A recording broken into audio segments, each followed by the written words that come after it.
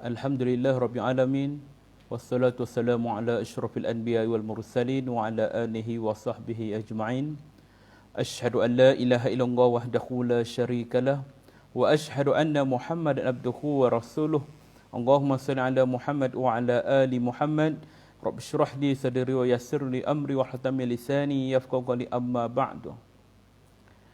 Terima kasih kepada saudara pengurusi majlis, saudara Syed Azrin, dan juga pengarah program saudara Ahmad Uzair, barisan pensyarah dan juga mahasiswa UMT daripada Kelab Sains Marin, betul ya? Jadi malam ini tajuk yang diberi kepada saya untuk penerangan mengenai pengurusan jenazah COVID-19.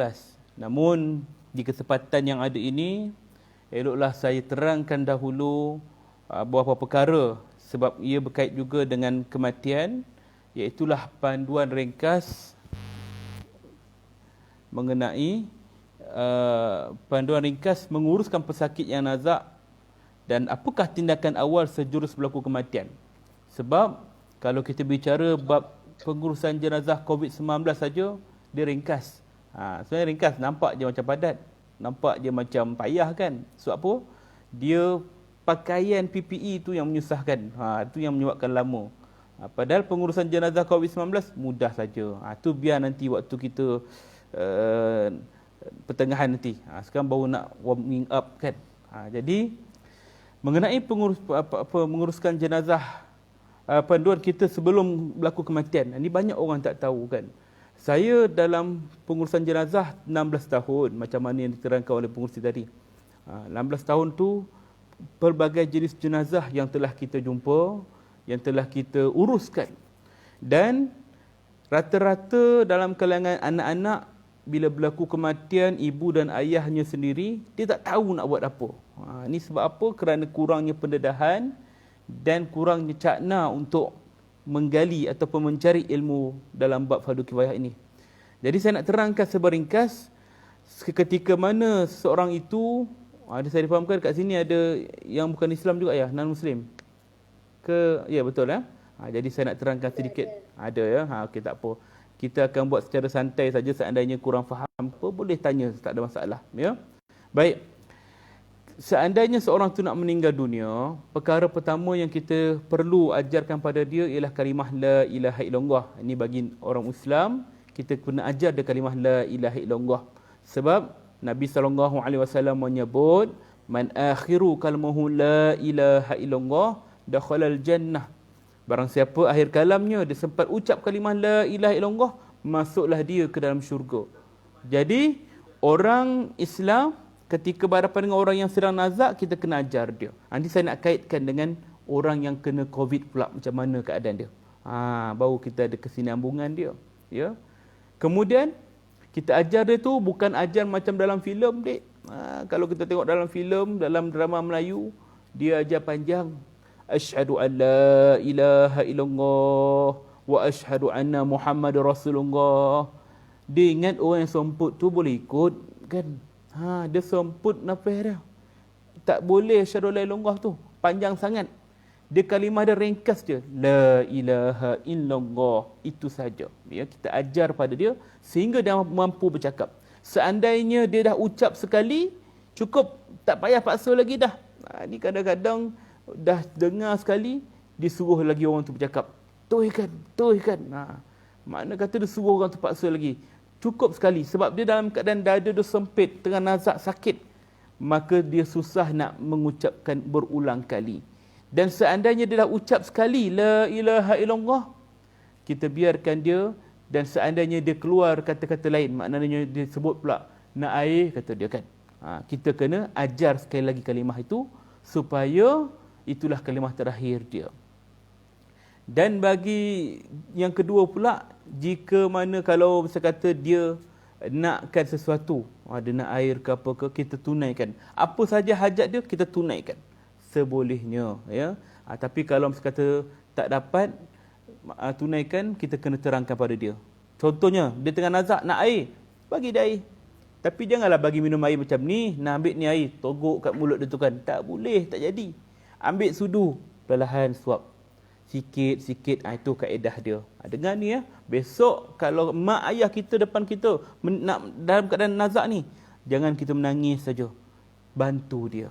Dan yang sebaiknya bacakanlah ayat suci Al-Quran, surah Yasin, ya, surah Ar-Ra'du, ataupun paling ringkas kan kita baca qul a'udzu birabbil falaq dan qul a'udzu birabbin nas.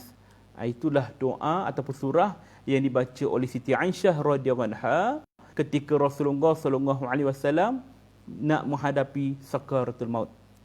Siti Aisyah baca 2 surah tu saja. Ya. Baik. Kemudian setelah dia meninggal dunia, bila dia meninggal dunia, kita tengok mak ayah kita meninggal dunia. Macam mana nak tahu dah? Biasalah meninggal dunia macam mana? Nafas dia tak ada, kita rasa pergelangan dia, nadi dia tak ada. Makna itulah tanda-tanda awal dia tak ada. Ya.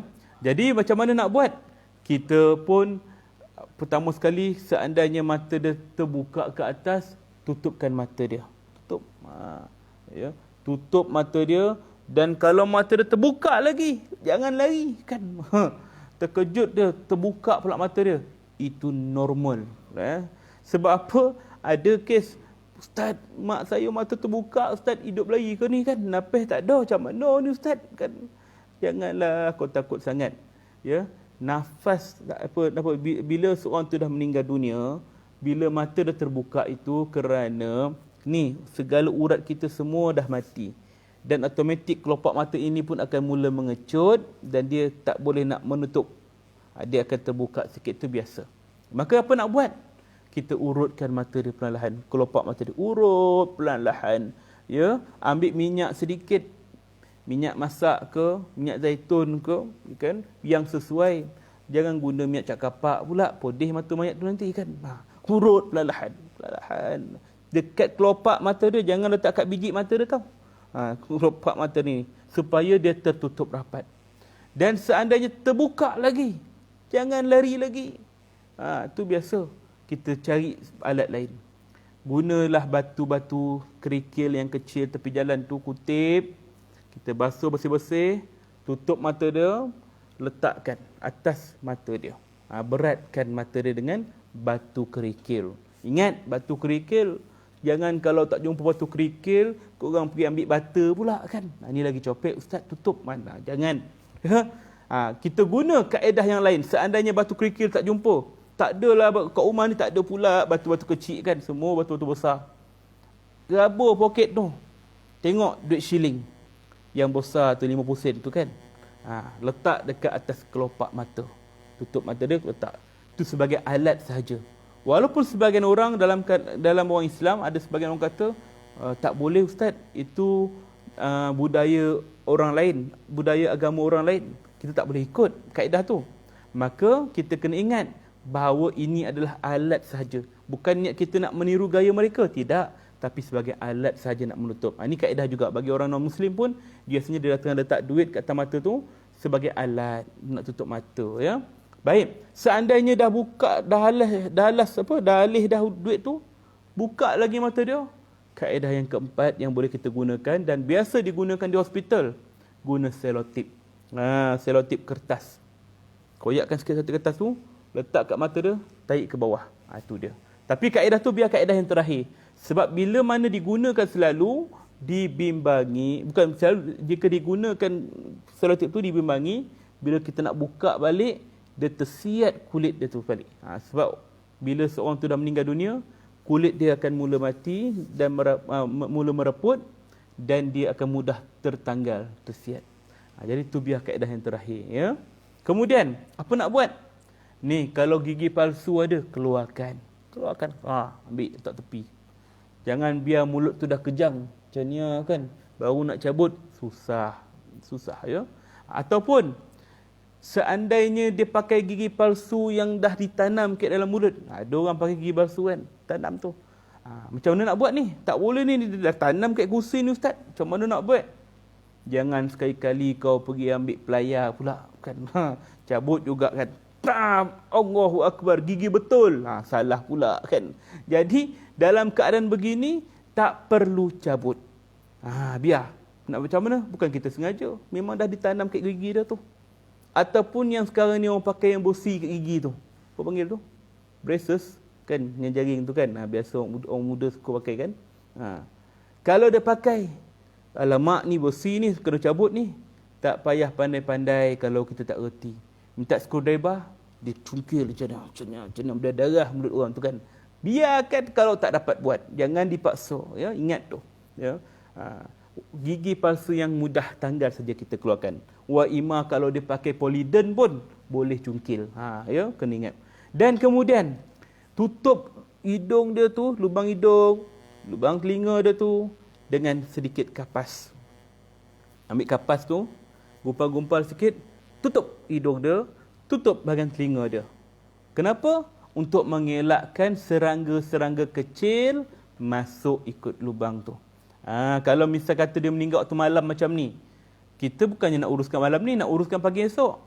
Maka kalau dibiarkan lama-lama, dalam badan dia dah mula mereput. Bau dia tu dah keluar. Jadi menarik perhatian serangga-serangga, semut, nyamuk, lipas ke apa ke datang. Maka dia akan masuk ikut hidung, ikut telinga. Kita bukan sedar. Jadi untuk mengelakkan benda tu berlaku, tutup kapas tu hidung dan telinga. Sedikit aja. Ada orang tu dia bukan sedikit, tergamak dia kan. Kapas tu selagi boleh sumbat, dia sumbat. Masuk lagi. Masuk lagi. Masuk lagi. Kombang hidung mayat tu kan. Bila kita nak mandi mayat tu tengok, lahai, apa kombang benar hidung mayat ni kan. Elok je dulu mancung, ni kombang pula. Bila cabut kapas tu, astagfirullah, dia protokak ni kapas tu. Makna kata jangan kita paksa, sedikit saja, kena faham tu. Telinga pun sedikit sahaja, ya. Baik. Kemudian kalau mulut dia ni terbuka, tenganga kan macam ni kan. Ambil kain, tudung bawal yang akak-akak tu pakai tu kan. Tak kisahlah bidang 45 ke, 50 ke, 60 ke kan. Kita gumpal-gumpal sikit. Daripada bawah dagu ni, sentak naik ke atas, ikat. Tahu tak macam mana kan? Ikat. Tu nama ikatan pocong. Ikatan pocong. Perkataan pocong tu asal dia daripada ikatannya.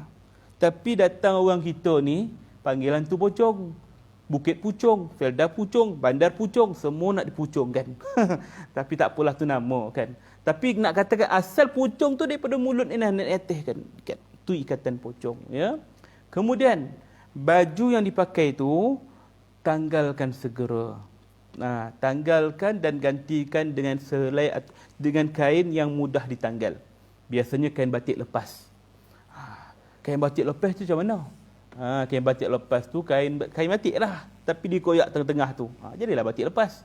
Tak payah heboh lah nak mencari mana pula nak cari batik lepas malam ni. Kek robok tu banyak, robok pula almari tu banyak. Keluarkan, koyak kan. Tak payah sayang lah, nanti boleh jahit balik kan. Letak, tutup, aurat dia betul-betul. Buka baju, buka seluar dia. Sebab apa? Senang besok orang nak mandi kan. Senang kan. Kalau tidak, bila tangan dia dah keras, sebab mayat ni bila dah meninggal, darah dah berhenti. Bila darah berhenti, dia beku. Bila beku, mulalah keras tangan dia. Kita nak buka baju, payah macam ni kan. Mulalah setak tangan dekat atas semua kan. Jadi sementara tangan dia lembut tu, buka siap-siap. Tutup aurat dia kemas-kemas. Kan? Kalau orang perempuan, lagi kena tutup aurat dia betul-betul. Dari atas sampai bawah. Tapi kesilapan orang kita, bila pada jenazah wanita ni, dia tutup dah kemas. Bila orang datang nak tengok wajah jenazah, diselak kain tu, ternampaklah rambut mengorbang macam tu kan. Tak tutup aurat tudung, rambut dia tu kan. Maka sebaiknya tutup, pakaikan tudung. Pakaikan anak tudung, tengkolok ke, ikutlah pemuda panggil tu kan. Dia hanya tutup rambut dia tu kan. Jangan dibiarkan macam tu. Dan bila kita dah tutup, pastikan menutup aurat semua, tangan dikiamkan, tangan kiamkan awal-awal. Ni pun kalau dibiarkan, kalau misalnya kata kita tak buat macam ni je keras, besok waktu kita nak kafan dia susah nak bentuk. Sebab tangan dia dah mula keras, kan dah terpaksa nak urut-urut bagi lembut sendi balik. Jadi awal-awal kita kiamkan macam ni. Ya, kemudian ikat pergelangan tangan dia tu. Ikat. Jangan ikat mati ya, ikat riben. Nak tanggal balik nanti kan. Ikat mati pula dah. Satu ikatan dekat tangan. Ya. Ada kes saya nak kongsi dia. Ada satu orang, seorang tua tu umur dah 90 lebih meninggal. Badan kurus, 40 kilo lebih badan dia tu kan. Dia meninggal dunia malam hari.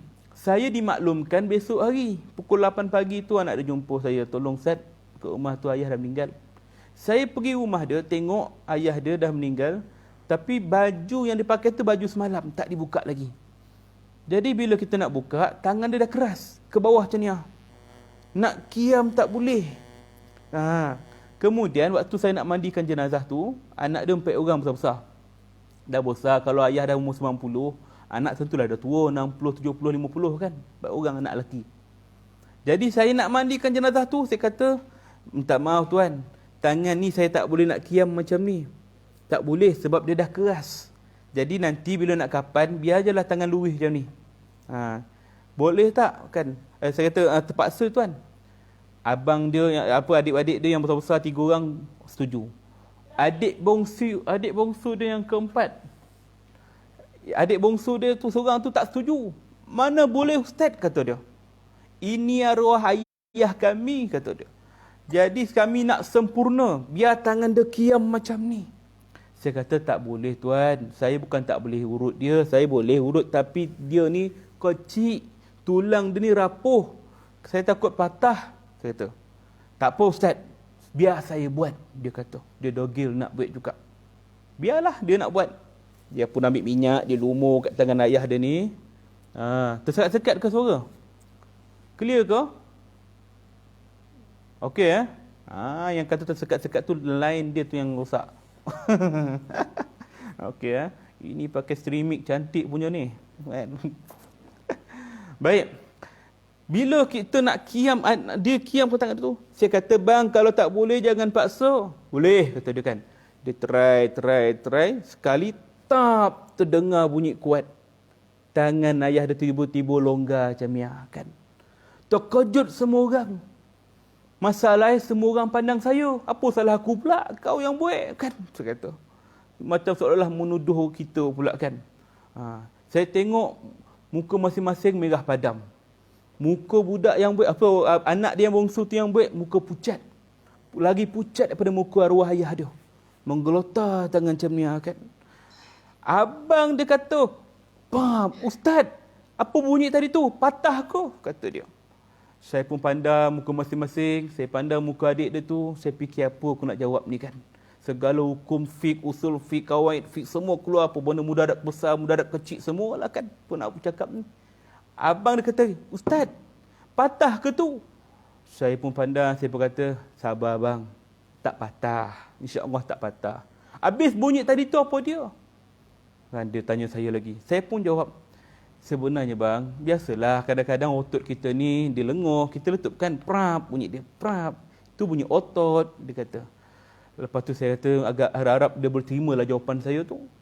Rupanya tak boleh terima, dia pandang adik dia, nasib baik tak patah. Kalau patah, aku patahkan tangan kau, kata dia. Terkejut saya, marah abang dia kat adik dia tu kan.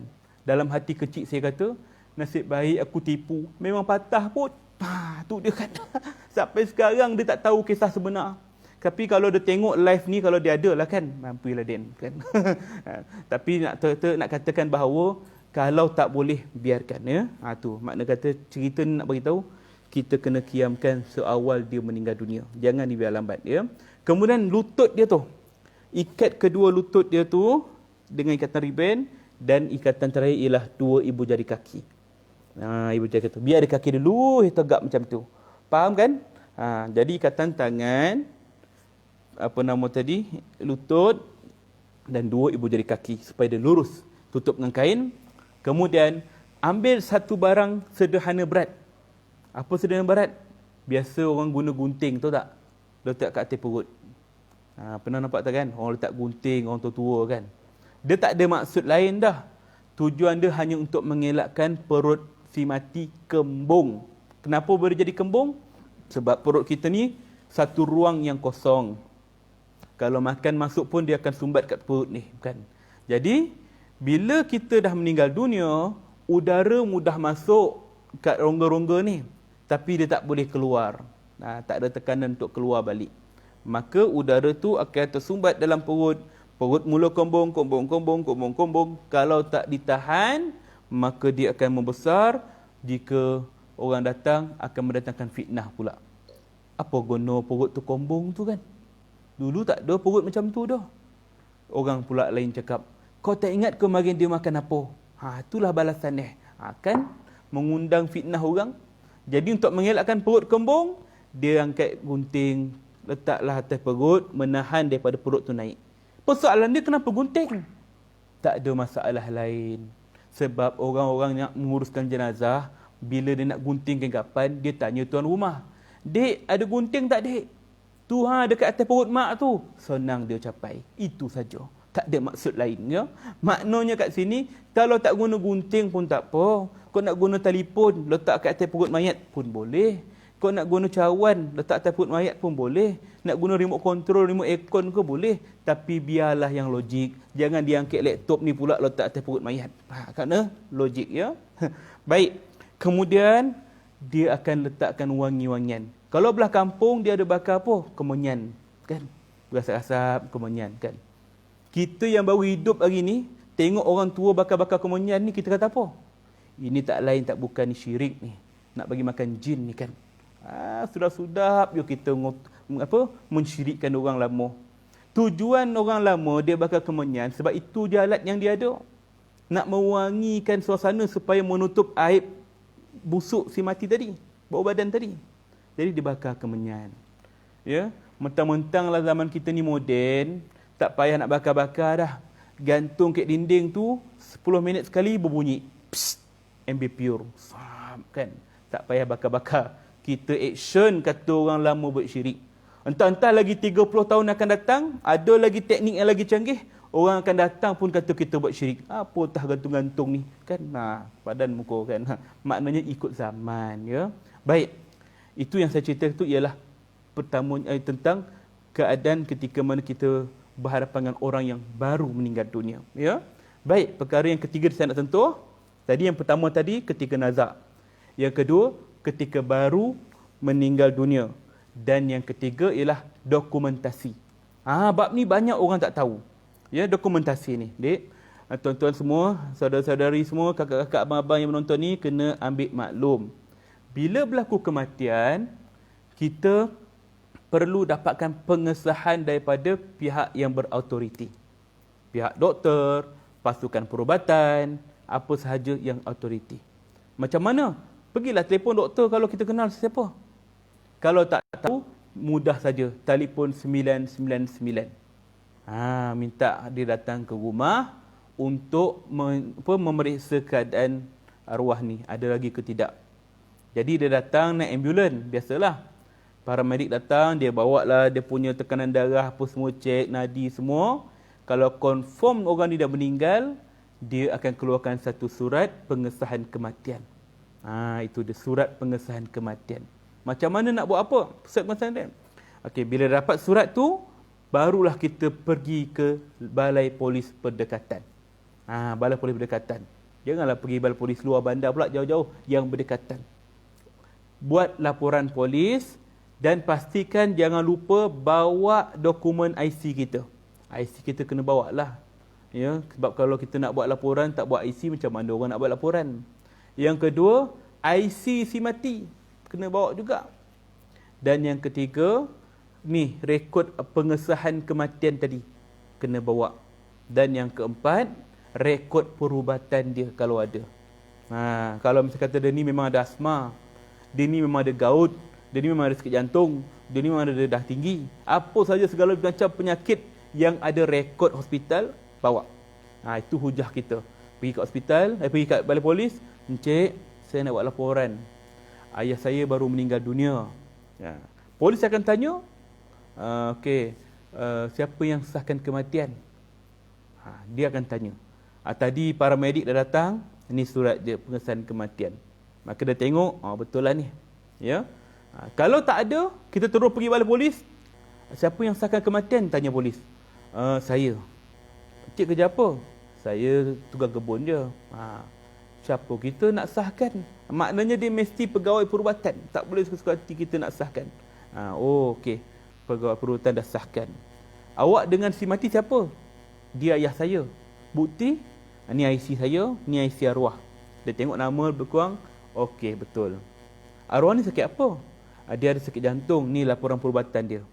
Dia tengok, kalau dia puas hati, maka tak ada soal jawab lagi, polis akan proceed untuk mengeluarkan permit kubur. Itulah daftar kematian yang membolehkan kita untuk menguruskan jenazah. Ingat, selagi kita tak dapat permit kubur, jenazah tak boleh diuruskan. Kena ingat ya. Ada kes satu tempat dalam kawasan Selangor dulu, bila meninggal dunia, dia terus ke bumi menguruskan jenazah, mandi kafan, solat, kemudian terus ke bumi. Tak ada masalah lagi lah, selesai. Minggu pertama selepas kematian ayah dia tu, dia nak pergi ke urusan kewangan lah, macam ke WSP, SOKSO, semualah arwah ayah dia ni. Pergi minta, cik, kami nak buat tuntutan untuk arwah ayah saya. Okey, kami perlukan sijil kematian untuk pengesahan. Sijil kematian, mana kami nak cari? Dia tanya. Cik, kena dapatkan pada JPN lah, Jabatan Pendaftaran. Maka dia pun pergi JPN. Pergi JPN tak, cik, saya nak dapatkan sijil kematian ayah saya. Dia bagi IC. Encik, minta maaf, kami bukan perlukan IC, kami perlukan permit kematian. Permit kubur dia mana? Permit kubur, mana nak cari? Oh, cik kena dapatkan kat balai polis. Pergi balai polis. Tuan polis, saya nak dapatkan permit kubur. Boleh bagi? Ayah saya dah meninggal, bagi IC. Okey, boleh. Jenazah kat mana sekarang? Dia tanya. Mayat mana? Mayat dah dikebumikan dah minggu lepas. Siapa suruh tanam? Tak ada bukti. Lalu apa jadi? Akhirnya menjadi kes mahkamah. Apa nama? Dia menyembunyikan kematian. Bukan niat dia nak sembunyi kematian, tidak. Tapi kerana kecuaian dia. Maka kita tertakluk di bawah Akta Kelahiran dan Kematian 1957. Maka menyebabkan jenazah ayah dia dah seminggu dah ke bumi tu terpaksa digali balik. Faham tak kesan dia tu? Kenapa? Perlu dibuat postmortem. Takut-takut ada unsur-unsur jenayah. Ni kesan kalau tak dapat permit kita dah uruskan. Jadi penting ya. Permit tu 2 tempat saja yang keluarkan. Pertama, polis kalau berlaku kematian di rumah, tepi jalan raya, aksiden dan sebagainya. Yang kedua ialah hospital. Kalau meninggal di hospital, pergilah ke bilik mayat forensik tuntut. Ya, baik. Itu tentang dokumentasi. Berbalik kepada tajuk kita tadi, pengurusan jenazah COVID-19. Bila berlaku kematian COVID-19, biasanya pesakit COVID-19 ini dia berada di dalam hospital. Besok dia dah sahkan positif, maka macam mana kita nak buat ni? Anak pun tak boleh nak ziarah ayah. Kalau ayah kita masuk kan, banyak kes macam ni kan, sampai kesudah tak boleh tengok ayah dia. Lalu biasanya setelah dia sahkan positif COVID-19, doktor atau hospital bila dah meninggal, dia akan terus meletakkan jenazah dalam beg plastik. Beg plastik ya. Beg plastik sebanyak 2 lapisan plastik. Satu beg body bag, lepas tu masuk lagi satu body bag. Kemudian dia akan disinfeksi itulah apa nama tu, sanitasi body bag tu keseluruhannya. Setelah selesai, kemudian barulah jenazah tadi diserahkan pada pihak pengurusan jenazah seperti saya untuk diuruskan. Bagaimana cara kami uruskan? Kami menggunakan kaedah tayamum. Kaedah tayamum tu macam mana? Bagi orang yang bukan Islam, tayamum itu ialah salah satu kaedah penyucian diri seandainya jenazah ataupun seseorang itu tidak boleh terkena air. Kalau kita orang hidup ni nak ambil wuduk, tak boleh kena air. Tak boleh kena air sebab apa? Sebab tangan dia dah melecur, tak boleh kena air. Kan? Muka kita melecur, terbakar, tak boleh kena air misalnya. Lalu bagaimana? Gunakan debu tayamum. Debu tayamum tu nak ambil mana? Tanah yang suci. Kan? Tanah yang suci tu kita letakkan, kemudian kita akan tepuk dengan tangan, hentak 1, 2, 3, sapukan di bahagian muka. Anggota tayamum tu ada 2 saja, tak lebih. Debu tayamum tu ada dua. Anggota tayamum dua. Di muka dan kedua pergelangan tangan. Ingat ya, debu tayamum dua anggota saja. Jangan buat pandai macam kita nak wuduk pula. Habis kat kepala dia buat, kat telinga dia buat, kat kaki dia buat kan. Ada juga saya nampak macam tu. Kau buat apa tu? Tayamum. Acik dia macam tu kan. Dia tak roti macam mana kan. Jangan mandai-mandai. Tayamum kat muka satu. Lepas tu tangan kanan, tangan kiri. Tu kaedah dia. Ya. Itu untuk mengangkat hadas. Sekiranya tidak ada air, pertama tak ada air. Tak ada air macam mana? Kemarau. Ada air untuk minum saja. Makan saja. Untuk kegunaan lain tak cukup. Maka kita boleh guna. Ataupun yang keadaan seterusnya ialah jenazah tak boleh terkena air. Seseorang tu tak boleh kena air. Ni cerita pasal orang hidup dulu. Ya? Tak boleh kena air. Maka tayamum. Baik, bagi jenazah yang kes selain COVID, saya cerita belum. Selain COVID, contohnya kes terbakar. Saya ada kongsikan slide tau. Boleh ke buka slide tu? Ada ke?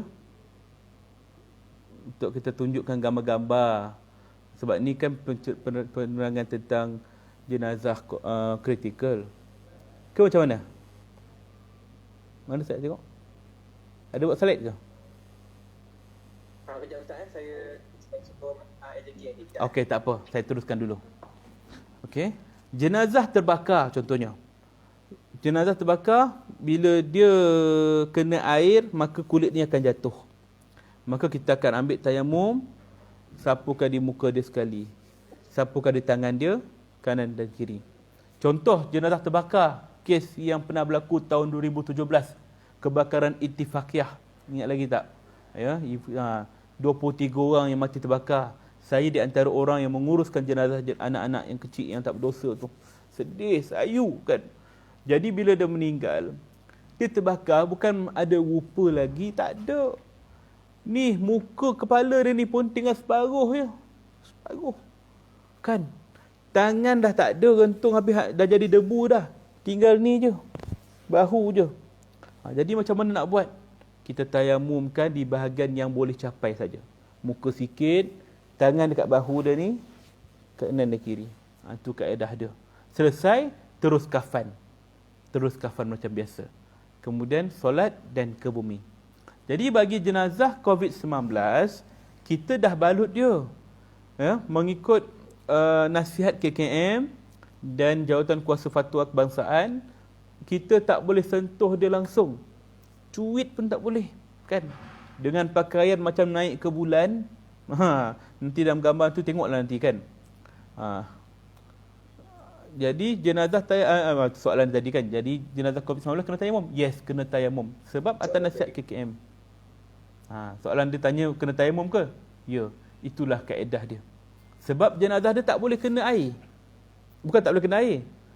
Boleh kena air, tapi kita ni tak boleh terkena air yang terkena dia. Faham tak? Sebab katanya kuman ini boleh merebak melalui air, udara. Jadi kesan dia tu lebih besar kepada mudarat kita. Jadi takut berjangkit, tak dimandikan, hanya sekadar tayamum. Dan yang lebih advance, bukan tayamum dekat atas jasad dia. Kalau jenazah terbakar tadi, kita boleh sentuh lagi mayat dia. Tapi jenazah COVID-19 ditayamum di atas plastik yang telah membalut jenazah. Ni plastik tu, terus tayamum. Rasa je lah kepala dia tu. Lepas tu, ambil dabu tayamum yang kedua, kita tayamum kat belah tangan kanan dia pula. Tangan kanan dia. Kita rasa kat luar je lah, tak nampak pun tangan dia tu. Rasa rabu-rabu macam tu je lah. Lepas tu, kibaskan tangan ni, ambil debu yang ketiga, sebelah kiri pula. Dah selesai. Lepas tu, kita pun kafankan dia. Makna dalam plastik tu, terus kafankan dia. Selesai, dan ikut pada keadaan tempat tu. Ada yang masuk dalam keranda, ada yang terus masuk ke dalam kubur, letak dalam lahat. Maknanya ikut tempat lah. Kalau sebelah Lembah Kelang, kawasan saya ni, Kuala Lumpur, lahat kita lahat tengah. Dia tak pakai keranda. Jenazah diletakkan mengiring menghadap kiblat, letak papan lahat, tanah dijatuhkan. tutup. Kalau sebelah utara, kebiasaannya dia guna keranda. Jenazah dimasuk dalam keranda, keranda tu dimasuk dalam lubang kubur. Jadi kaedah tu nampak mudahlah, terus masuk, terus kambus. Tapi kalau sebelah pantai timur, biasanya lahat tepi, dia macam laci. Tu, masuk mayat kat tepi tu, tutup dengan keranda kat tepi, papan lahat kat tepi, kambus tanah tu kan. Maka nak cerita kat sini, bila selesai kita dah tayamum, kita kafankan dengan sehelai kain ataupun 3 helai kain, terpulang pada tukang mandi tu, sebab aurat dia dah tutup dah. Dengan plastik 2 helai tadi tu sebenarnya dah tutup dah. Terpulanglah nak letak kain kafan lagi ke tak ada masalah. Kemudian disolatkan terus dengan keadaan yang imam dan juga jemaah yang solat tu berpakaian macam naik bulan tadi. Dengan PPE tadi. Alat pelindung diri dia tadi. Kena pakai lengkap. Memang lomeh kan. Saya kes pertama yang saya uruskan, kalau ingat di Pahang pernah berlaku satu kes seorang ayah yang bekerja di Johor Segamat, dia nak balik jumpa anak dia dekat Kuala Terengganu. Ingat tak kes tu? Jalan kaki. Dan akhirnya di pertengahan jalan meninggal dunia di Muazzam Shah. Meninggal. Lalu jenazah tadi tu dibawa ke hospital Kuantan untuk proses swab test dan dikesan positif. Maka ketika itu saya dipanggil, saya daripada KL turun ke Kuantan untuk uruskan jenazah ni kan. Maka jenazah ini kita pakai, masa tu saya ingat lagi tarikh dia 23 Ramadan. Bulan puasa. Pagi tu saya uruskan, dah siap semua, kita bawa ke kubur dalam keadaan asyik-asyik kena sanitize. Kalau biasa nampak orang racu rumput kan, sembuh macam tu lah kita kalau sembuh. Habis satu badan ni kalau sembuh je kan. Lomeh kan. Jadi disambung dalam van tu, dalam keranda mayat tu, bawalah ke kubur. Di kubur ketika itu tak boleh orang lain. 6 orang saja yang boleh ikut masuk dalam kubur. Yang lain duduk luar je jauh. Keluarga dia pun tak ada tengok. Jasadnya pun diturunkan dan kita pun kambus tanah. Yang paling menyeksakan, kambus tanah, nak kambus tanah kubur tu di tengah hari bulan Ramadan. Masya Allah, hujan ya. Tengah hari bulan Ramadan, kering tekak ni. Macamnya dah lah berpuluh. Ui, tak sanggup lagi lah kalau nak ulang benda tu kan. Maknanya memang saya tabik spring lah pada anggota perubatan KKM kita ni. Dia pakai macam tu. Uish, tak payah masuk dalam mesin apa benda tu, yang wap tu lah kan, nak kuih badan. Bungkus dalam PPE tu, boleh kuih kan. Maknanya dahsyatnya dalam tu sampai rasa cepitam. Berapa kali saya terduduk. Itulah keadaan pengurusan jenazah COVID-19. Keluarganya hanya dapat lihat waktu di hospital ketika kami buat prosedur swab test kali kedua. Ketika itulah keluarganya melihat melalui cermin. Ni bilik prosedur. Keluarga di luar tengok daripada dalam luar cermin je. Tengok je. Betul tak ni keluarga arwah? Betul. Baru kita uruskan. Tu dia. Ya. Jadi sebenarnya kaedah COVID-19 ini mudah sahaja. Sebab dia tayamum, tak ada mandi kafan. Cuma yang payahnya ialah kita pakai swab test. Swab test pula. Kita pakai PPE. PPE itulah yang dahsyatnya. Tapi bagi jenazah non-Muslim pula, pula tu, baru nak share konten tu ya. Bagi jenazah non-Muslim pula, dia tak adalah tayamum. Dan dia ikut pada upacara dia. Sama ada bakar ataupun dia tanam, tapi biasanya dia akan bakar lah. Itu prosedur dia. Dan keadaan dia sama juga. Bagi orang yang menguruskan, perlu pakai set lengkap PPE. Ya, menguruskan tu mudah, tapi orang yang nak menguruskan itulah cabaran dia pegat. Ya, baik. Kemudian saya nak cerita pula bagi orang yang keluarganya ditimpa musibah kematian pesakit COVID-19. Maka dia perlu ingat, ya. Baik. Ada soalannya? Nanti saya jawab. Dia perlu ingat bahawa bila seorang itu meninggal dunia kerana wabak penyakit, maka dia tergolong dalam golongan syahid, insya-Allah. Kenapa syahid pula? Syahid ni bukan orang mati perang ke? Mati syahid. Bagi non-Muslim, bagi orang kita, maksudnya syahid ini ialah golongan orang Islam yang gugur di medan peperangan kerana menegakkan agama. Maka dia meninggal dunia, ya. Maka itu dia syahid. Maka orang syahid ini di sisi Allah Ta'ala, dia hidup dan dia ini akan masuk syurga. Itu golongan syahid. Jenazahnya mulia, tak perlu mandi, tak perlu kafan, tak perlu solat, terus ke bumi. Tapi jenazah COVID-19 kenapa digelar syahid juga? Sebab Nabi sebut dalam sepotong hadis yang lain, bagi mereka yang mati kerana sakit perut, kerana wabak, kerana tertimpa runtuhan, kerana lemas, kerana terbakar, kerana bersalin, maka mereka ini juga golongan syahid. Cuma bezanya mereka ini syahid akhirat. Kenapa syahid akhirat saja? Di dunia, jenazahnya perlu diuruskan juga, mandi, kafan, solat seperti biasa dan terus ke bumi. Ya, tapi di akhirat mereka akan mendapat pahala syahid. Tapi bagi jenazah COVID-19, dia dalam kes yang lain. Jenazahnya tidak boleh dimandikan, tetapi digantikan dengan tayamum. Kemudian kafan, masih perlu solat dan dia perlu dikebumikan, dan insya-Allah pahala syahid itu akan dapat di akhirat nanti. Maka bagi keluarga yang ditimpa kesusahan begini, maka dia perlu reda, sesungguhnya dia mendapat pahala syahid, dan kita sepatutnya bersyukur Allah Ta'ala mengurniakan kelebihan hikmah yang besar begitu. Saya baca soalan tadi tapi saya tak tahu nak tengok kat mana.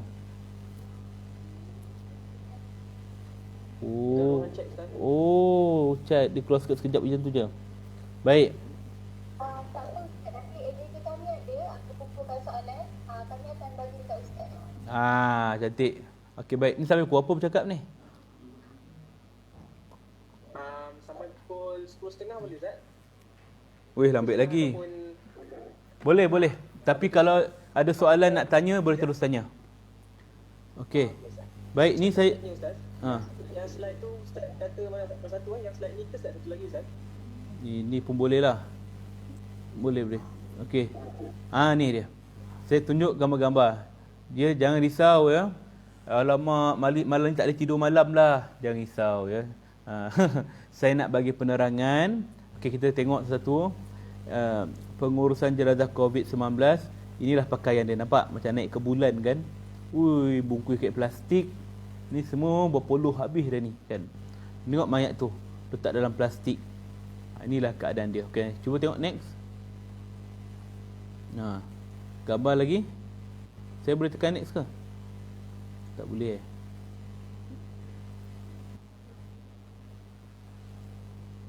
Okey, ni reput. Jenazah reput ni bagi jenazah yang belum mandi. Ini tulang jenazah 10 hari. Ini jenazah simpan lama dan peti mayat. Dia akan mengecut. Ya. Lagi. Mana jenazah COVID-19 lagi? Next. Ni jenazah terbakar tadi yang saya katakan tadi. Dia masih boleh ditayamumkan. Ya.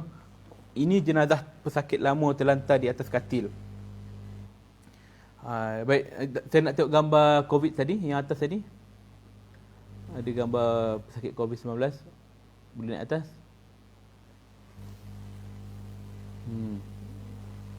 Lagi.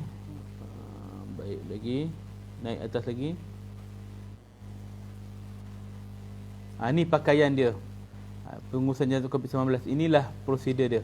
Ya. Baik. Sebenarnya dalam hal COVID-19 ni, dia yang bezanya dengan kita ialah mereka ditayamumkan di atas plastik sahaja. Itu pengurusan jenazah dia. Selain daripada itu, kita perlu memakai PPE ni daripada atas hingga bawah, dan dia ada prosedur untuk menanggalkannya. Kena sembuh dengan sanitizer tu penuh satu badan, habis buka satu-satu kan, keluarkan habis kan. Kemudian balik kena mandi dengan sabun, Dettol ke apa. Itulah keadaan dia. Jadi sebab tu saya kata COVID-19 ni dia ringkas saja, tak susah pun. Cuma yang payahnya pemakaian begini. Ya. Baik, saya buka soalan seandainya ada tanya.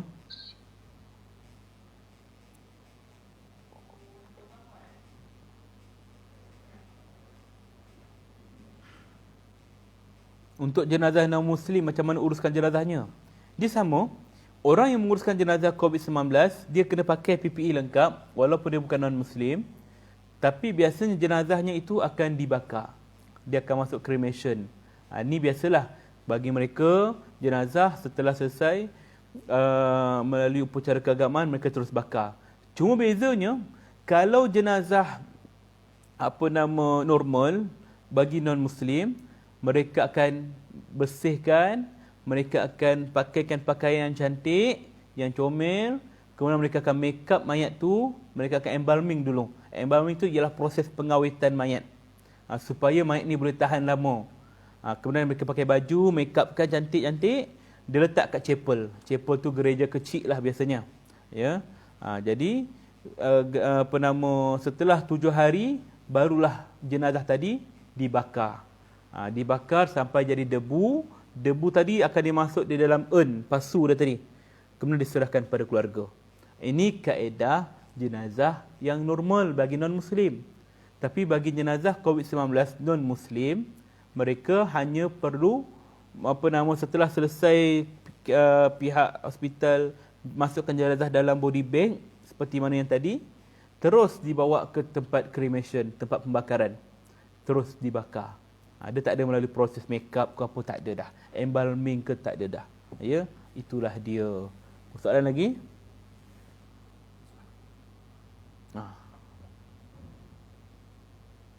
Apa soalan lagi? Baik, jenazah COVID tu ke bumi dekat tanah perkuburan yang sama macam jenazah biasa ke? Ya, sama sahaja. Tak ada beza pun. Bila dah masuk dalam lubang kubur, dia akan sanitize lagi. Kemudian dikambus tanah, atas kubur tu pun sanitize lagi. Memang kuman tu dah tak boleh keluar lah tu kan. Jadi jangan takutlah. Ya, dia akan masuk, dia akan melalui proses tu berulang kali. Baik, soalan apa lagi? Saya pernah dengar. Ya. Saya kat sini saya nak baca 3 soalan. Okey, so yang pertama ni daripada Suryati. Dia tanya Ustaz, contoh kalau dia bunuh orang sebelum dia meninggal sebab COVID, dia syahid juga ke Ustaz? Bunuh orang sebelum meninggal sebab COVID. Okey. Dia bunuh orang sebab COVID. Baik. Bila kita berhadapan dengan seseorang yang melakukan kesalahan, dosa besar dan sebagainya, lalu orang tu meninggal dunia, adakah wajar kita menentukan tentang kedudukan dia di akhirat nanti? Maka jawapannya ialah tidak wajar. Urusannya terserah kepada Allah Subhanahu Wa Taala. Nabi sebut, ucaplah yang baik-baik kepada si mati, ya, kerana para malaikat mengaminkan setiap yang baik. Setiap doa kita semua diaminkan. Maka kalau orang ni jahat sekalipun, dia dah meninggal dah, itu urusan dia dengan Allah Subhanahu Wa Taala. Ya, dia bunuh orang kemudian mati pula dia COVID-19, itu urusan dia dengan Allah Taala. Janganlah kita menghukum dia, mulut kita ni kan takut jadi fitnah. Bila fitnah pula, macam mana kita nak minta maaf? Kalau orang hidup pun kita fitnah, kita kena jumpa orang tu balik, kena minta maaf. Kalau orang tu ampun kita baru lepas. Ini kan pula orang yang dah mati, nanti merangkaklah kita dekat padang mahsyar mencari dia minta maaf. Ini salah, ya. Baik, soalan lain?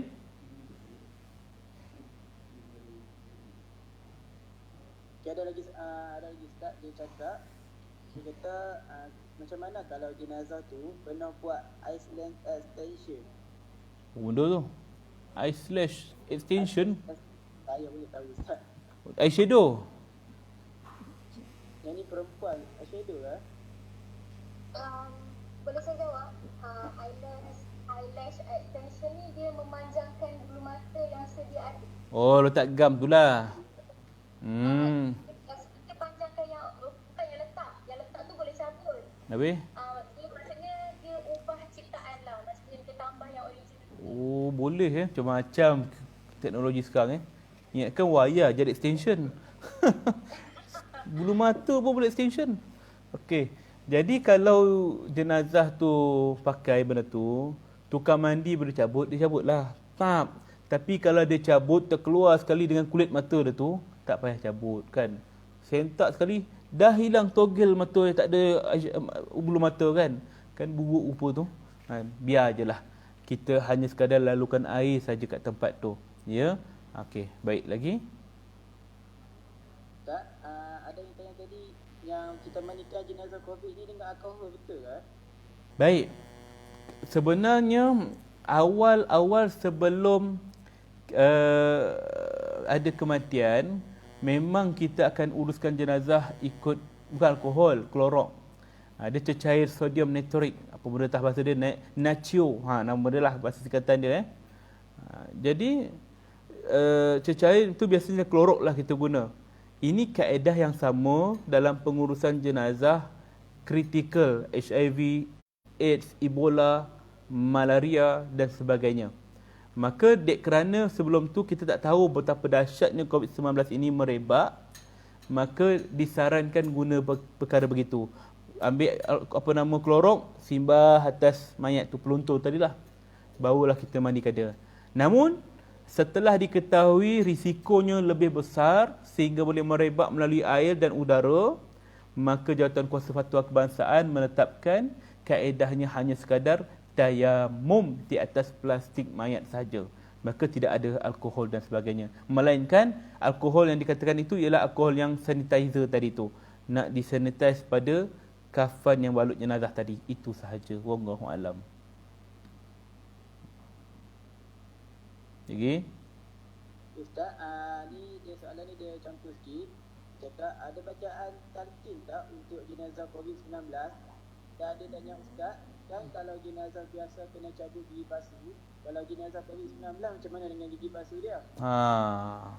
Baik, tentang talqin tu sebenarnya talqin peringatan untuk kita yang hidup. Dan sebenarnya juga mudah-mudahan membantu kepada orang yang mati di dalam. Ya, sebagai peringatan untuk dia juga. Namun dalam keadaan situasi COVID-19 dengan pakaian PPE tutup habis semua naik ke bulan, siapa nak dengar? Kita kalau boleh nak copek-copek je kerja kan. Jadi lepas dah tanam terus baca doa saja, sebab talqin bukanlah satu kewajipan. Bukan wajib pun. Kalau jenazah biasa pun dah meninggal dunia, kita tak nak buat talqin. Tak nak, keluarga tak nak buat talqin. Tak apa, tak ada masalah. Dia bukan wajib.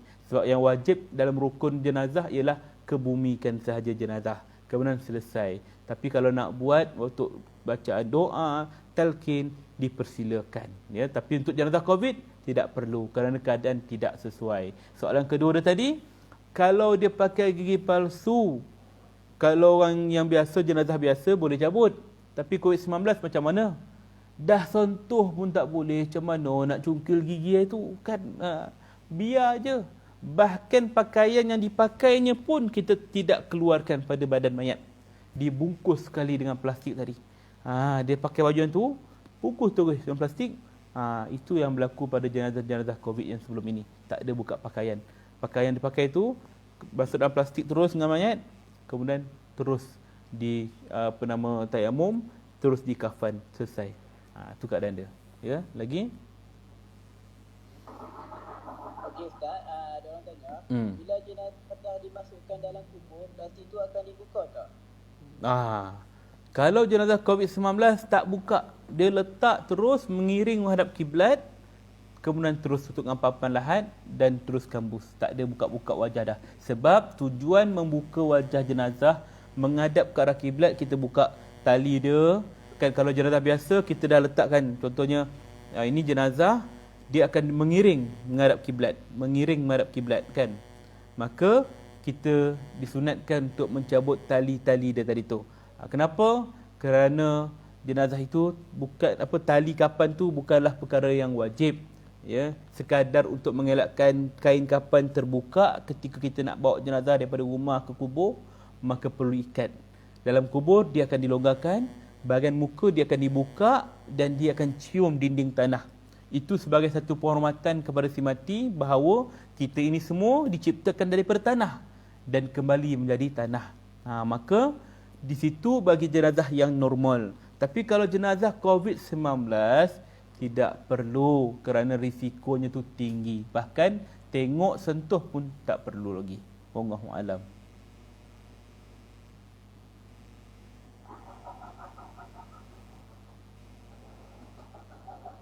Okay Ustaz, ada orang tanya, orang yang uruskan jenazah ni kena kuarantin ke tak selepas uruskan jenazah? Dan sekiranya jenazah meninggal pada hari Jumaat, adakah jenazah tersebut akan disoal atau tidak? Atau adakah pada hari tersebut sahaja jenazah tidak disoal atau hari selepasnya tidak disoal? Baik. Jenazah apa nama yang mula-mula tadi apa soalannya? Tak, maksudnya dia dah ke bumi jenazah tu yang orang. Okey, baik. Yang menguruskan jenazah perlu kuarantin atau tidak? Baik. Kita itulah gunanya pemakaian PPE. Bila kita pakai PPE, kita melindungi diri kita daripada terkena jangkitan. Kalau dah pakai itu, maka tak perlu kuarantin. Seperti mana doktor-doktor, nurse-nurse yang bertugas kat hospital tu kan. Habislah dia, memang selama-lamanya tak boleh balik lah dia. Kan kalau kena kuarantin. Jadi mereka ini juga perlu pakai PPE sentiasa ketika menguruskan jenazah pesakit, ketika menguruskan pesakit COVID, dan mereka boleh balik rumah. Tak ada masalah sebab dia dah dilindungi oleh PPE tadi. Begitu juga pengurusan jenazah, dia dah uruskan, maka dia buang PPE itu, dah sembuh dengan sanitizer, dia mandi bagi semua, maka tak ada perlu kuarantin pun. Ya. Baik, soalan dia kedua tadi, kalaulah orang tu meninggal pada hari Jumaat, adakah jenazah akan disoal ataupun tidak? Baik, benda ini pernah disebut dalam sebuah hadis bahawa jenazah azab kubur diangkat bagi pada hari Jumaat. Begitulah maksud hadisnya. Namun kita wallahu alam tentang alam barzah itu, kita tidak boleh bercerita lebih lanjut tentang bagaimanakah hakikat sebenarnya. Cuma kita perlulah jadikan ia sebagai satu kegembiraan, berita gembira kepada waris. Contoh, kalau seorang tu kematian ayah, anak mesti sedih. Kita kawan-kawan yang datang menziarahi jenazah, maka kita perlulah ucapkan takziah dan kita perlu menghiburkan, memujuk hati waris. Macam mana? Dengan ucapan-ucapan yang menggembirakan dia. Misalnya, sabarlah, arwah ni meninggal hari Jumaat, insya-Allah baik untuk dia. Maka hal ini boleh mengubat hati waris yang ditinggalkan. Maka kalau hari lain macam mana? Meninggal hari Selasa. Jadi kita tak boleh kata, alamak dia meninggal hari Selasa dah tak dapat lagi baik. Tidak. Kita kaitkan dengan benda lain. Arwah ni meninggal baik, alhamdulillah ramai orang datang solat jenazah dia. Cerita yang baik-baik saja. Ataupun seorang tu meninggal, anak dia meninggal. Bila anak dia meninggal, sedih, menangis. Kan? Maka kita yang datang ziarah dia tu, kita katakan, sabarlah, anak awak ni besok dia akan jadi penjamin untuk awak di syurga nanti, insya-Allah. Maka ayat ini sebenarnya menggembirakan dia. Maka urusan selanjutnya sama ada dia disoal ataupun tidak, itu terserah pada Allah Subhanahu wa taala, ya. Wallahu alam.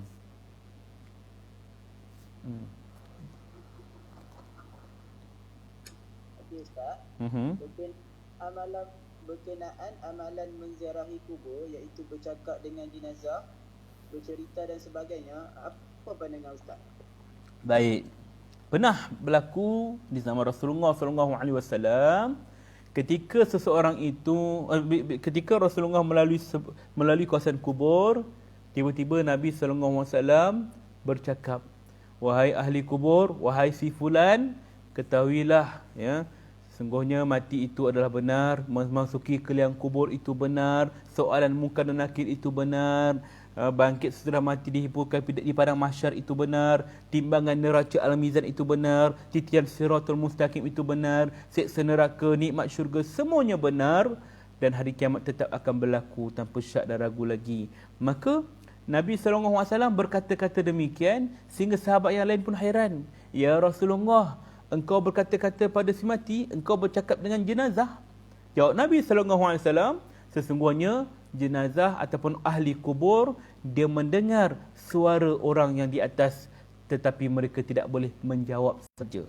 Dan bahkan Nabi SAW pun sebut, ya, kita bila lalu dekat kubur, ucapkanlah salam kepada ahli kubur. Assalamualaikum ya ahli kubur. Sesungguhnya ahli kubur semua mendengar ucapan salam kita, cuma mereka tidak boleh menjawab sahaja. Bahkan Nabi sebut pendengaran ahli kubur ini cukup teliti sehingga tapak kaki kita pun di atas kubur, dia boleh kenal siapa punya tapak kaki.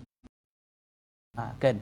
Cuma yang mungkin boleh menghiburkan hati dia, dan sebenarnya ahli kubur dia dengar ucapan itu, ya. Maka perbanyakkanlah ziarah kubur, kerana di samping boleh menghilangkan rasa rindu ahli kubur, dia juga boleh mendapatkan manfaat dari doa yang kita ucapkan nanti. Ahli kubur sangat mengharapkan doa dan ziarah kita, ya. Baik, wallahu alam. Keluarga nak ziarah kubur dia, tak ada apa-apa isu pun, sebab dia dah tanam, dah habis dah dalam kubur, ya. Maka boleh ziarah, silakan. Cuma kadang-kadang ada setengah kubur yang terikat dengan SOP, tak boleh ziarah waktu sekarang ni. Maka itu terikat dengan SOP, bukan tak boleh ziarah kubur tu, tapi SOP pada tanah kubur tadi, ya. Kemudian tentang jenazah yang bukan Islam, abu mayat dia tu adakah diserahkan kepada waris? Ya, diserahkan, sebab dia dah dibakar, jadi abu dah pun, kan, dia tak dalam pasu, pun serah kepada waris. Itu tak ada masalah, ya. Baik, ni saya nak terangkan satu lagi soalan. Dia tanya, sekiranya jenazah kunsa diuruskan macam mana, Ustaz? Kunsa tu apa? Kunsa itu ialah orang yang mempunyai dua alat kelamin, laki ada, perempuan pun ada. Kunsa, ya. Kunsa ni memang lahir macam tu, dia bukan sesaja buat pondan nak tahak, kan. Kalau pondan macam mana? Baik, kunsa ni tadi, kita cerita pasal kunsa dulu. Bila jenazah kunsa, dia perlu diuruskan dengan cara bagaimana dia hidup dulu. Kalau dia hidup cenderung kepada perempuan, maka urusannya secara perempuan. Kalau hidup cenderung macam lelaki, maka diuruskan secara lelaki. Makna orang yang uruskan tu ikut jantina dia lah, ya. Tapi kalau jenazah pondan, macam mana? Dia bukan pondan yang sesaja je. Ni pondan yang dah siap renovate. Dia dah modified dia punya badan tu. Macam mana nak buat pondan tu, ya? Agak-agak lah, kan. Dia nak orang lelaki ke orang perempuan yang kena mandikan jenazah pondan yang dah renovate dia punya tu. Dah potong lah, senang cerita. Orang lelaki ke perempuan? Agak-agak. Lelaki, perempuan sebenarnya tetap lelaki. Kembali kepada fitrah dia. Walaupun dia dah tak ada dah kemaluan lelaki tu, tak maaf cakap lah, dah jadi perempuan dah. Dia dah operate kat Thailand contoh, kan. Perempuan. Tapi jenazah tu tetap diuruskan oleh lelaki. Jadi macam mana uruskan? Uruskan macam biasalah, tak ada masalah pun. Aurat dia tetap pusat hingga lutut. Tetap pusat hingga lutut, ya. Habis kat atas tu kau terdedah macam mana? Untuk menjaga aib dia, tutuplah bahagian atas juga, bahagian dada dia, untuk mengelakkan fitnah. Bukan saja fitnah pada si mati, orang tengok, oh macam tu rupa dia, tak boleh mengaibkan dia. Ia juga mendatangkan fitnah pada tukang mandi. Bila kita nak mandi, Ustaz kenapa lama-lama kat situ? Kita pula kena fitnah. Jadi untuk elakkan fitnah, maka ditutup keseluruhan badan dia, uruskan macam biasa sahaja, ya. Maka jenazah kunsa pun begitu jugalah keadaan dia, tapi diuruskan oleh kecenderungan dia waktu hidup. Jadi soalan yang seterusnya ditanya pula, kalau seorang lelaki boleh ke nak uruskan jenazah ibu atau neneknya, bahagian apa yang boleh sentuh, dan bolehkah anak lelaki istinjakkan jenazah ibu dia? Anak lelaki boleh tak mandikan mak dia? Anak perempuan boleh tak mandikan ayah dia? Jawapannya boleh. Boleh, tapi bersyarat. Bersyarat macam mana? Kalau ada orang perempuan yang lain, ni mak dia, dia anak lelaki, biarlah orang perempuan yang menyucikan bahagian sulit jenazah tu, ya. Biar adik-adik perempuan yang buat. Kita buatlah rambut dia, kaki dia, tangan dia pun boleh, ya. Begitulah dia, ya. Tapi kalau macam kata tak ada orang lain dah, anak lelaki je ada, semua anak lelaki, kan. Kalau waktu hayat mak dia, memang dia yang uruskan waktu mak dia uzur. Waktu dia sakit,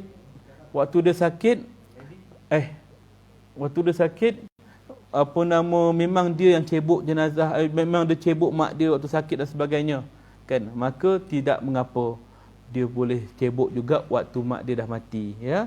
Tapi waktu hidup tak pernah buat, tiba-tiba mak dia meninggal dia nak buat, maka elakkan dah bagi orang perempuan yang buat. Kena faham kat situ, ya. Wallahu alam. Soalan lain? Ustaz, berkenaan dengan bedah siasat ataupun postmortem, sebab sebelum ni kita dengarkan kalau kematian mesti akan ada postmortem, kan. Jadi boleh ke kalau kita tak nak buat postmortem ni, sebab saya dengar ada jenazah masih boleh rasa sakit apabila diberi siasat. Betul. Baik. Soalan dia tentang postmortem pada badan jenazah. Baik. Kalau jenazah Nabi SAW menyuruh kita untuk menghormati jenazah ni. Menjaga ataupun menyantuni jenazah ni jangan dibuat kasar. Maksud kasar macam mana? Nak mandi pun slow lah kan. Jangan dibiar kasar. Ada orang tu dia bukan setakat kasar, dah macam basuh baju. Dia tak adalah buat macam tu, tapi kasar kan. Ketika dia nak istinja, nak cebok kemaluan jenazah tu, nak buang najis, dia tekan perut tu. Tekan perut macamnya. Banyak najis tu.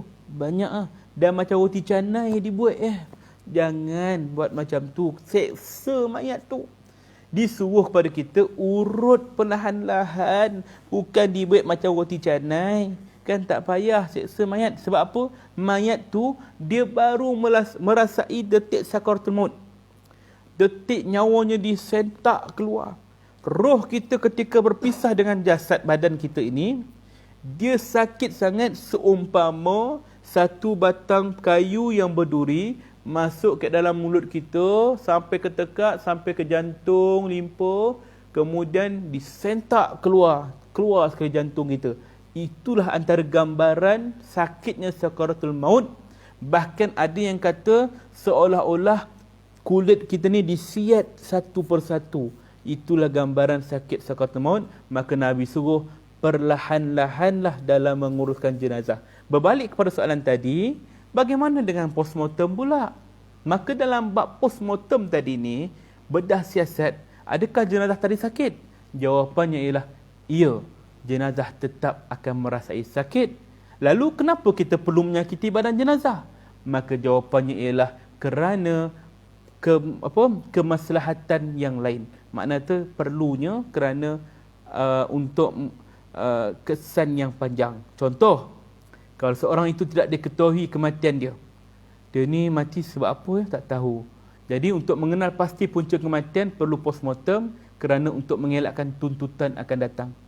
Dia meninggal, anak dia kecil lagi, isteri dia tak bekerja, maka dia nak perlu tuntut insurans, tak kaful dan sebagainya, kes-kes yang melibatkan tuntutan harta. Maka biasanya mereka perlukan bukti kematian. Apa bukti dia? Maka melalui postmortem. Itulah jawapan dia. Cuba kalau tak buat postmortem, keluarga kata kami tak nak postmortem, maka mudaratnya ialah kepada waris yang ditinggalkan tadi. Dia tak boleh tuntut apa-apa pun.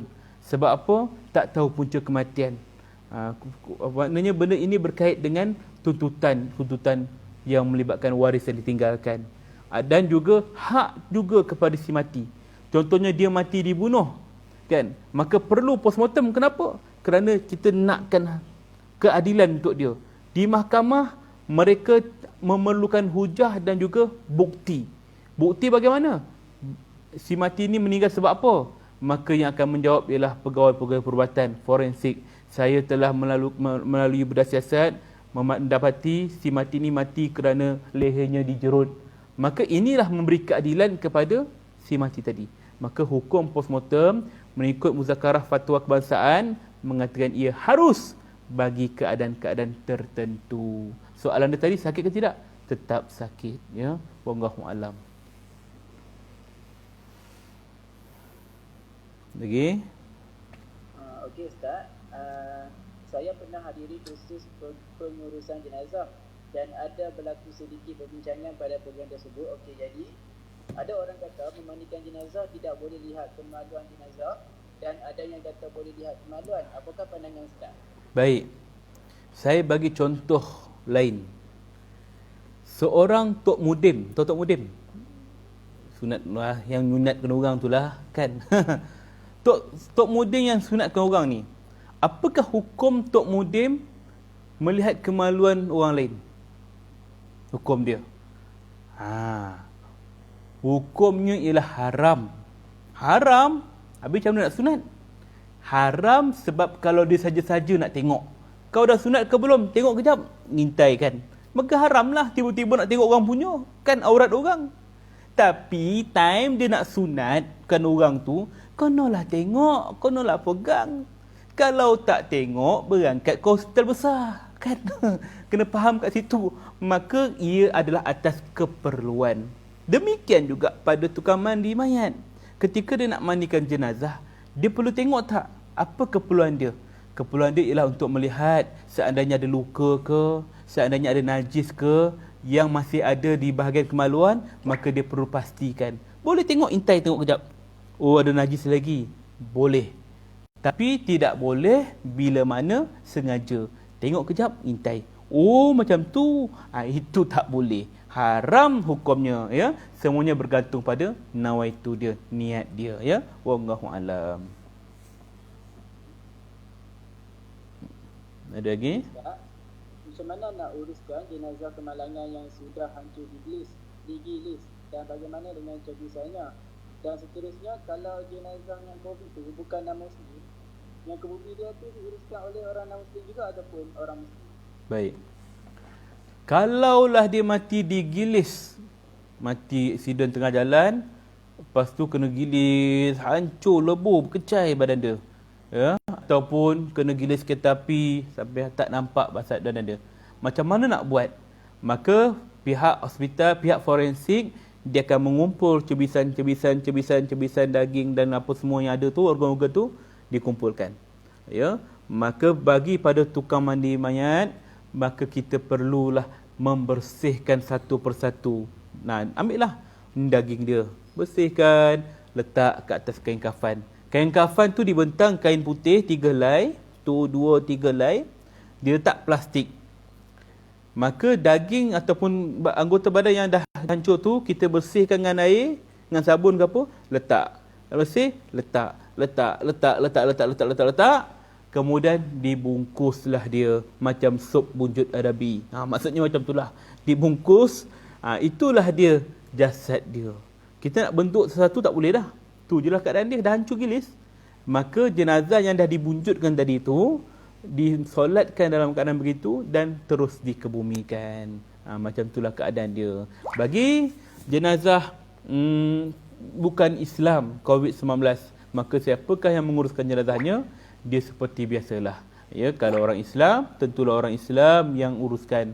Kalau bukan Islam, maka mereka lah yang akan uruskan. Ya, wallahu alam. Tak, kita ada soalan last. Okay, soalan last ni dia lebih kurang tadi. Cumanya dia letak urusan pengebumian orang yang meninggal tapi mayat dia tidak di tempat. Contohnya macam tinggal di laut ataupun bukan kes MH370 macam tu lah. Oh, baik. Kalau dia meninggal tapi mayatnya tak dijumpai, kan? Macam cerita dululah, kelip-kelip pusaka api. Kalau api di mana sumbunya? Hilang gaib kusangka mati. Kalau mati di mana kuburnya? Cerita momok dululah, kan? Maknanya orang yang gaib ni, kat manalah mayat dia, kan? Maka di sini dia perlukan pengesahan dahulu. Pengesahan bagaimana? Bila seseorang itu dah sah dia mati. Macam mana, siapa yang sahkan dia mati? Contoh MH370. Siapa yang sahkan dia mati? Maka kita tak boleh kata dia mati, melainkan pemerintah yang mengesahkannya. Contoh, kalau mengikut prosedur, ikutkan pada perundangan kita, mahkamah kita dan juga mengikut syariah kita, seorang itu boleh diisytiharkan meninggal dunia setelah 4 tahun tanpa kabar berita. Tak dapat jejak dah. 4 tahun tak jumpa dah. Mana dia ni? Mayat tak jumpa. MH370 berlaku tahun 2015. 2000 apa? 14 Dukang Luhut. 15 2014. Tahun tsunami tak silap saya. Bukan tahun tsunami. Yalah, 2014 betul. 6 tahun dah. Jadi, setelah 4 tahun baru diisytiharkan mati. Kenapa perlu isytiharkan kematian dia? Sebab untuk menguruskan harta yang ditinggalkan kepada waris. Selagi 4 tahun tu tak selesai, maka hartanya tu dibekukan. Maknanya beku tu tak bolehlah waris dia nak tuntut dan sebagainya. Ya? Dan juga kerana untuk menjaga hak seorang isteri yang ditinggalkan. Isterinya ditinggalkan 4 tahun, tak tahu kabar suami macam mana, akan mati ke tidak kan. Maka setelah 4 tahun, maka dia pun bolehlah berkahwin lain. Makna kata kalau nak kahwin lain lah setelah 4 tahun kehilangan suami. Berbalik kepada tadi soalan dia, seandainya seseorang itu tak jumpa mayat dia, macam mana kita nak buat? Setelah dia dah disyarkan mati 4 tahun, maka kita boleh dari segi perundangan hanya sahkan kematian dia dan berdoa ataupun tahlil arwah saja untuk dia. Tidak ada solat jenazah gaib. Tak boleh buat solat jenazah gaib. Kenapa solat jenazah gaib tak boleh buat? Kan dia gaib. Sebab syarat solat jenazah dan juga syarat solat jenazah gaib ialah jenazah tu dah siap mandi dan kafan. Dia dua keadaan berbeza.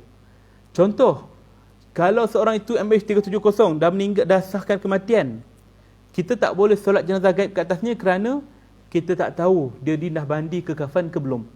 Tentu tak tahu kan. Maka tak boleh disolatkan. Syarat solat jenazah mesti jenazah dah siap mandi kafan.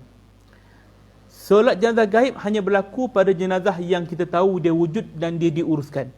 Contoh, kematian Tuan Guru Harundin, meninggal di Amerika. Kita dah mendapat info dia dah meninggal dan juga kita tahu jenazahnya dah siap mandi, dah siap kafan di sana.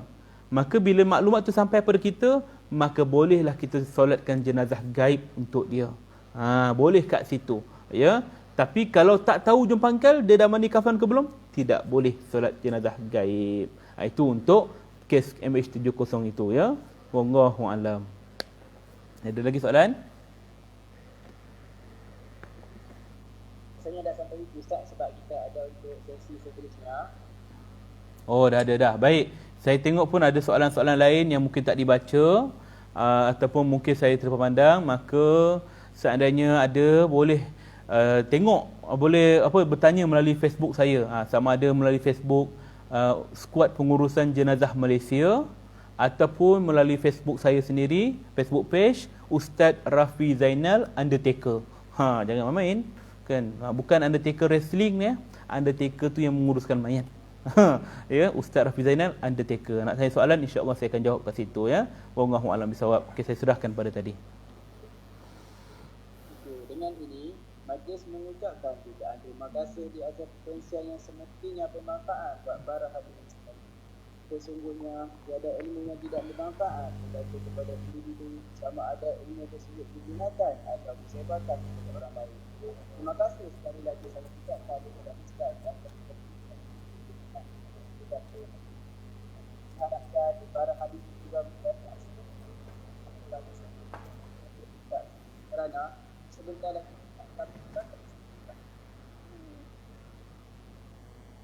jadi Ustaz, so dalam masa 5 minit ni kita akan start untuk kahut. So untuk kahut ni kalau boleh para penonton semua gunakan nama betul dengan nama lengkap. Sebab untuk memudahkan kita punya sesi pemberian hadiah nanti. Kalau ada para pemenang yang akan dapat capai lah. So untuk hadiah dia lumayan.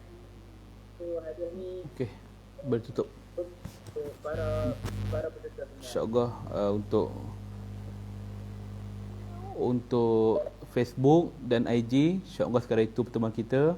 Assalamualaikum warahmatullahi wabarakatuh.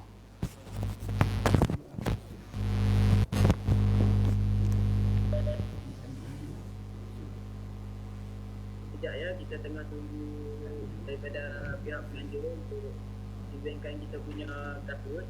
Jadi sekali lagi saya ingatkan untuk peserta, masukkan nama betul dan juga nama lengkap.